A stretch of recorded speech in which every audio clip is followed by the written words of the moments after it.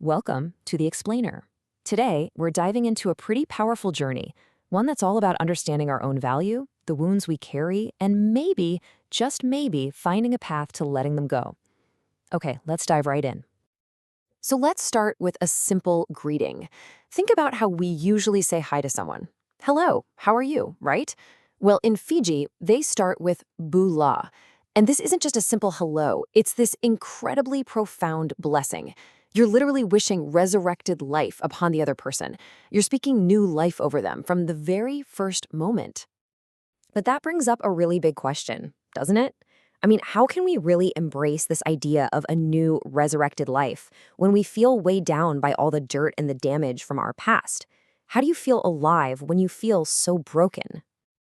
To really dig into this, we're going to look at a powerful, real-world example that perfectly illustrates where our true value actually comes from. Okay, so imagine a crisp $100 bill. We all know what it's worth, right? Its value is clear. It has power. Now, what's really interesting is what happens next when we put it to the test. First thing, let's just crumple it up into a tight little ball. It's wrinkled, it's all misshapen, but is it still worth $100? Yeah, of course it is. Okay, what if we drop it in a glass of water until it's completely soaked and dripping wet? Does that change its fundamental value? Nope, not one bit. We can even take it outside, throw it on the ground, step on it, and grind it into the dirt until it's absolutely filthy. Is it worth any less now? No way. The value is still there, right under all that grime. And what if we go even further and rip it in two? Well, even then, that value is surprisingly resilient. You can tape it back together or take the pieces to a bank and they'll honor it. So, after being crumpled and soaked and dirtied and even torn in half, after everything it's been through, what is it still worth? It's still $100. But why? Because the government that created it, the one that printed it, set its value. And nothing that happens to it on the outside can change that fundamental fact. So, that leads to the real question, right?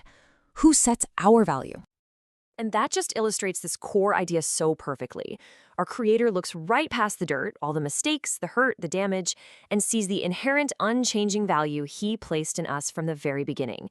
He sees the original design, not the damage it's picked up along the way.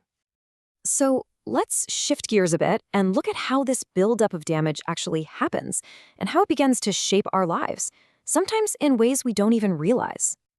You know, getting hurt, it isn't a sin. It's just a part of being human. But the real change happens when we don't let it go, when we hold on to that hurt.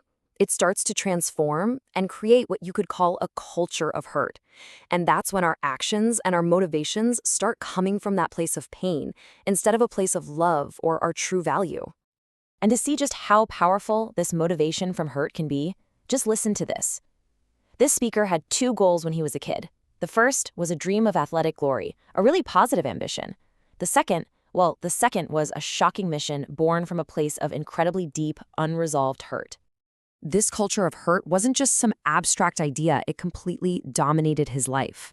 I mean, look at the consequences. Self-destruction, addiction, a sense of rejection so profound that he projected it onto his creator, deciding that a loving God just couldn't exist in a world that contained so much of his own pain. And so often, this all begins with our most formative relationships. The way we view our earthly father, the person who's meant to be our first example of love and protection. That relationship can create this powerful filter for how we view a heavenly one. Here's what that can sound like. One person shared that after she went against her father's wishes for her marriage, she felt his love was just withdrawn. The message she got, loud and clear, was that love was conditional, and the second she stepped outside those conditions, she was abandoned. And that leaves a deep, deep wound. And another person described a father who was just terrifying. For her, love wasn't just absent, it was replaced by fear and unpredictable punishment. I mean, when your primary experience of a father is one of fear, it makes the idea of a loving father God feel completely abstract, maybe even impossible to trust. So you see the problem, right? This creates this fundamental conflict in our hearts.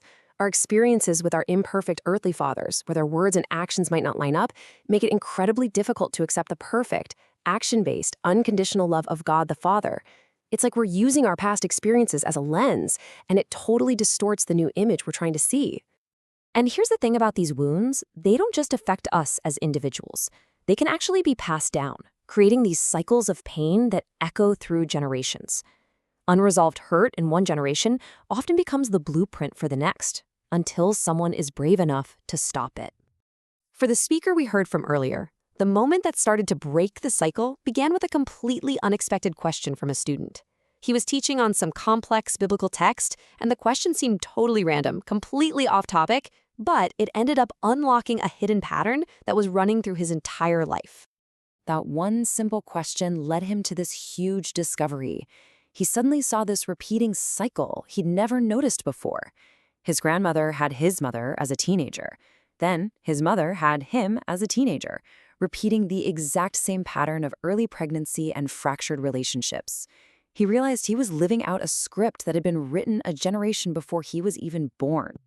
So, understanding that cycle was the key to breaking it.